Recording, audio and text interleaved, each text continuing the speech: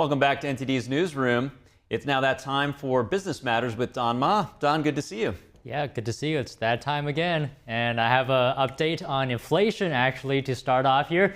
Wholesale inflation picked up more than expected in October. Thursday, the Bureau of Labor Statistics released data showing some price pressures still exist at the producer level. The Producer Price Index measures the average price change seen by producers and manufacturers. It shows prices heated up from September. They rose 0.2% on a monthly basis and 2.4% for the 12 months ending in October.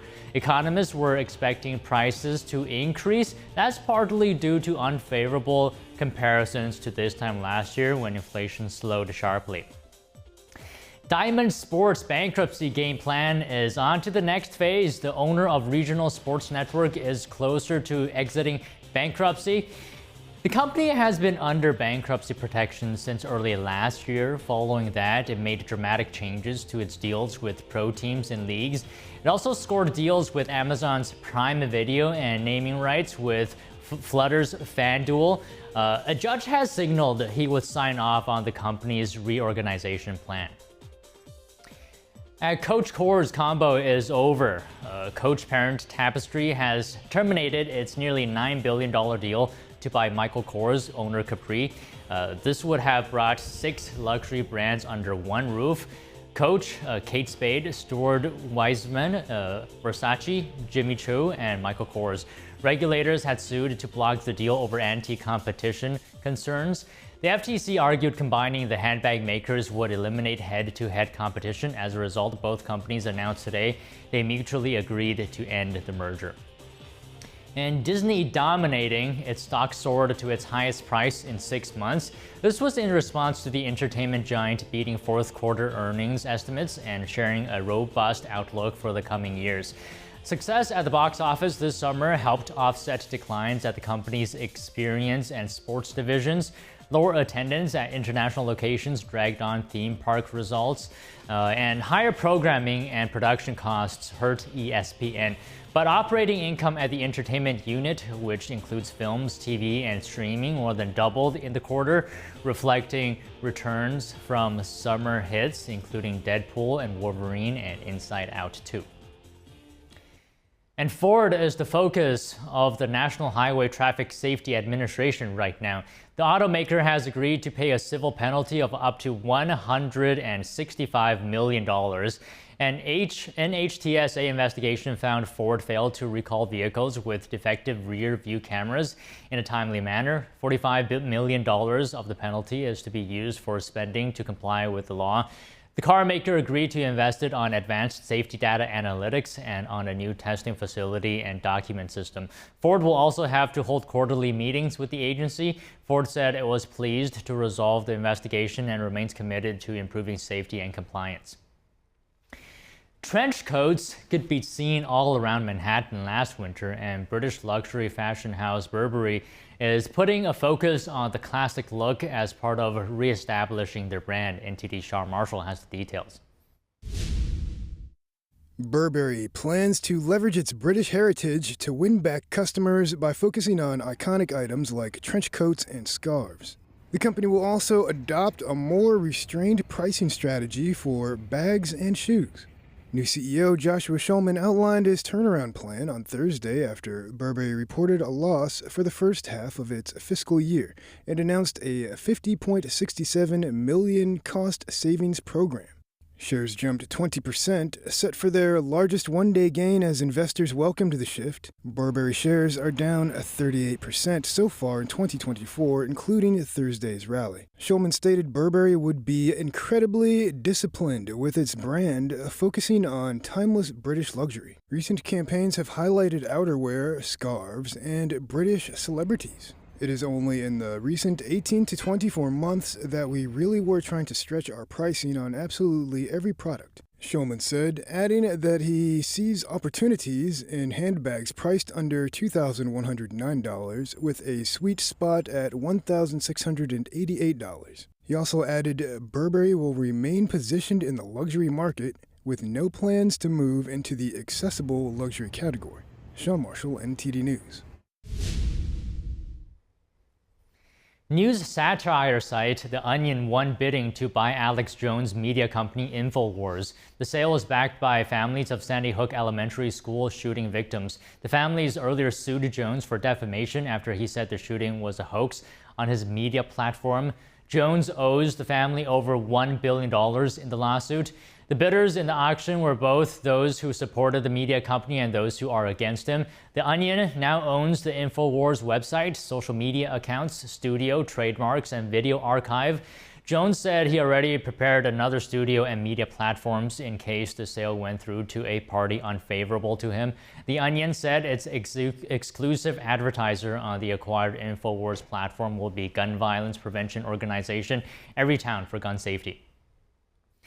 Federal law enforcement agents raided the downtown New York home of Poly Market CEO Shane Copeland yesterday. They seized his phone and electronics. Poly Market is a website platform where you can buy and sell shares on the outcomes of future events. For example, will TikTok be banned in the U.S. this year?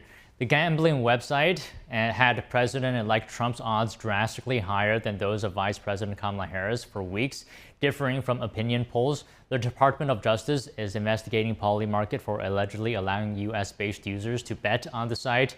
The company does not allow trading in the U.S. A Poly Market spokesperson said the FBI raid was obviously political retribution for providing a market that correctly called the 2024 presidential election. The European Commission today fined Meta over $840 million. The agency said this is over Meta's abusive practices benefiting Facebook Marketplace. Take a look. The EU hit Facebook owner Meta with a huge fine on Thursday for breaching antitrust rules. The tech giant must pay just over $840 million for abusive practices that benefited its online classified ad service, Facebook Marketplace. The European Commission accused Meta of tying Marketplace to its personal social network, Facebook. It further said Meta imposed unfair trading conditions on other online classified ad service providers. Meta said in a statement it will appeal the decision. The US firm said in the meantime it will work quickly to find solutions for the points raised. The EU decision argues Meta imposes Marketplace on people who use Facebook in an illegal tie. But Meta said that ignores how Facebook users can choose whether to engage with Marketplace, and many do not. Meta said the Commission claimed Marketplace could hurt the growth of large online marketplaces in the EU, but didn't find any evidence of harm to competitors. Companies risk fines of as much as 10% of their global turnover for EU antitrust violations. An antitrust case aimed at breaking up social media giant Meta is heading to trial. That's after a federal judge partly denied a request for a summary judgment yesterday from the parent company of Facebook. The Federal Trade Commission alleges Meta overpaid for Instagram in 2012 and WhatsApp in 2014 to stifle competition. In an April statement about its request for summary judgment, Meta argues it does face competition from apps like TikTok, X, and YouTube. In a new statement to multiple news agencies, Meta says evidence at trial will prove buying Instagram and WhatsApp has benefited customers. The U.S. economy was the same size as the entire EU economy back in 2008. Now, America is 50% larger. Analysts point to one key reason. Here's the story.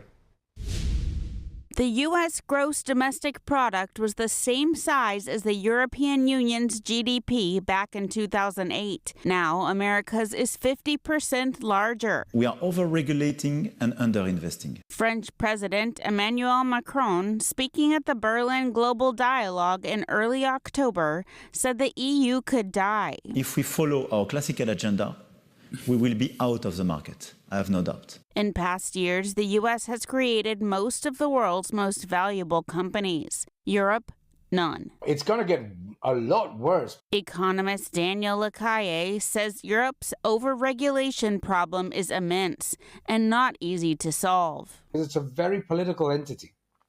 There are hundreds and hundreds of political bodies that try to present themselves as useful by creating new legislation all the time. Lacaille says it's almost like EU politicians are racing to see who can create the most laws. Some acknowledge the problem but aren't doing anything to solve it. We need to find ways to be more efficient in terms of how we address it, so that instead of this being an onerous paperwork exercise, it actually doesn't take away the resources and the budget from driving the business. Alina Timofeeva advises tech firms in the EU. Her clients say they wish regulators were more transparent with what they wanted. The firms also say premature regulation really slows them down. Together, the U.S. and EU make up over a third of global GDP. And China's GDP is rising sharply, now at nearly $18 trillion. Cracks forming in Saudi Arabia's robust futuristic city plans. Crown Prince Mohammed bin Salman announced his Vision 2030 project nearly a decade ago to reshape the country's economy and move it away from oil. Part of that goal includes the $500 billion Nome mega project, who recently replaced its CEO. This is on top of the costs racking up, forcing projects to be scaled down or scrapped altogether. All the plans would cost trillions of dollars, which is more than the $1 trillion the country has in its wealth fund. The sagging price of oil has made it harder for the country to generate cash, and foreign direct investment is lower than projected. New York City has banned mandatory broker fees for renters. The city council passed a law yesterday after strong industry opposition. The ban stops landlords from forcing tenants to pay broker fees. Previously, tenants paid brokers hired by the landlords. Fees could reach 15% of annual rent. The ban is widely popular as 2/3 of households in the city are renters, but it has triggered opposition from brokers. Some warn rents may increase to cover broker fees that are lost. New Yorkers say it eases costs and allow easier apartment moves. The law will take effect in 6 months if Mayor Adams approves it. And the newest attraction at Disneyland in Southern California is ready to make a splash, but in a different way. Tiana Bayous Adventure is set to open to the public on Friday. The log ride is inspired by The Princess and the Frog. It replaced Splash Mountain, which closed in May 2023. For now, visitors can only ride the attraction by joining a free virtual queue on the day they visit the park or by purchasing Lightning Lane access. And yes, visitors should also be prepared to get wet. All right, before we go here, just quickly, Wall Street's main indexes closed lower today, and this comes after Federal Reserve Chair Jerome Powell dampened investor hopes for another interest rate cut this year. He says the U.S. Central Bank need not rush to ease monetary policy. Powell said at a Dallas Fed event that the economy is still growing, the job market solid, and inflation above the 2% target. So the Fed can deliberate carefully on rate cuts. And as well, last week's post-U.S. election rally has been waning this week. Some are worried that policies under President-elect Donald Trump's administration could bring potential inflationary pressures. All right, that's all happening today in Business Matters. Back to you guys. It's interesting to see the markets reward Burberry's new CEO with 20% gains for saying he's going to focus on the iconic brand's roots. Yeah, quite interesting. Personally, I haven't shopped at Burberry in a very long time. I can't even remember the last time I've been in their stores, but what do you guys think? Well, I will say I'm glad that they are going back to more traditional designs, back to what they're known for, what they're iconic for, and that the market is now encouraging them to do so. Hopefully some other brands will do that as well. I think some of the older designs in these fashion houses were just so classy, and I wish we could go back to it. Well, we're going to have to stay tuned for that. So thanks, Don. We'll see you back here tomorrow. All right.